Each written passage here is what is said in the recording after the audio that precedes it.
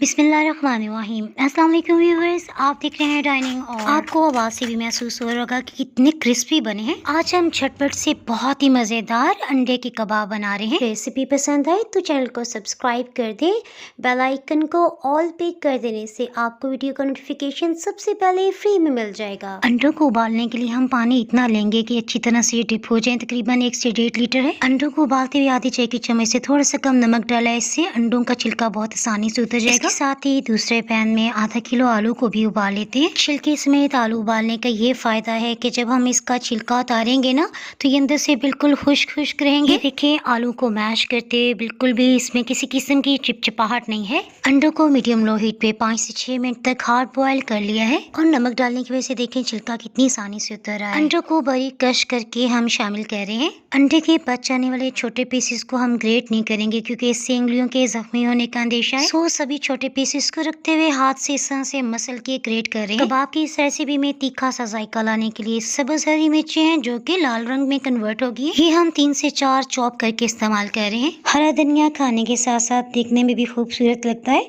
सो ये 3 से 4 table spoon हम डाल रहे हैं। टाइम आ गया इसमें स्पाइसेस शामिल करने का।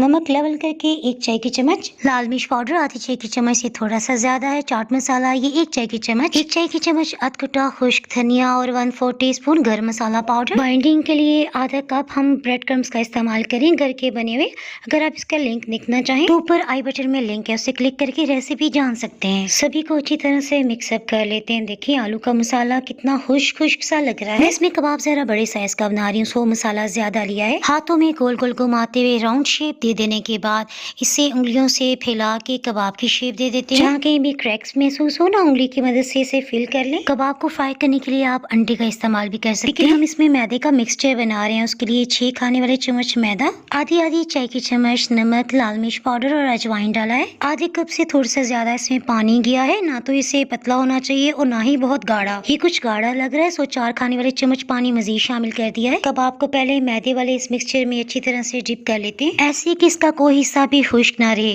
एक्स्ट्रा जो भी लिक्विड है इसे गिरने देंगे। उसके बाद ब्रेड क्रम्स की कोटिंग कर लेते हैं। चम्मच से कबाब की सतह पे अच्छी तरह से ब्रेड क्रम्स लगा लेने के बाद इसे टर्न कर लिया है। ब्रेड क्रम्स फौरन से जलने लग जाते हैं, सो मीडियम लो हीट पे हमने 1 मिनट के लिए ऑयल को गर्म किया। कबाब को डालने से पहले हीट को लो कर दिया है। लो हीट की वजह से इंशाल्लाह बहुत खूबसूरत सुनहरी रंगत आएगी। इसके साथ साथ इंशाल्लाह कबाब बहुत क्रिस्पी बनेंगे। इसमें दूसरा अहम पॉइंट कि कबाब को फ्राई करने के लिए ऑयल की मिकदार 1 से 1.5 कप जरूर होनी चाहिए। इन कबाब को बच्चों को लंच बॉक्स में दे सकते हैं, नान पराठे चावलों के साथ बहुत ही मजे के लगेंगे। रेसिपी पसंद आए तो वीडियो को लाइक कर दिए, इससे चैनल को ग्रो होने में मदद मिलेगी। इसके अलावा डाइनिंग आवर को आप फेसबुक, यूट्यूब, इंस्टाग्राम पे फॉलो कर सकते हैं। दुआओं में याद रखें, फिर मिलेंगे मजेदार सी रेसिपी के साथ। अल्लाह हाफिज।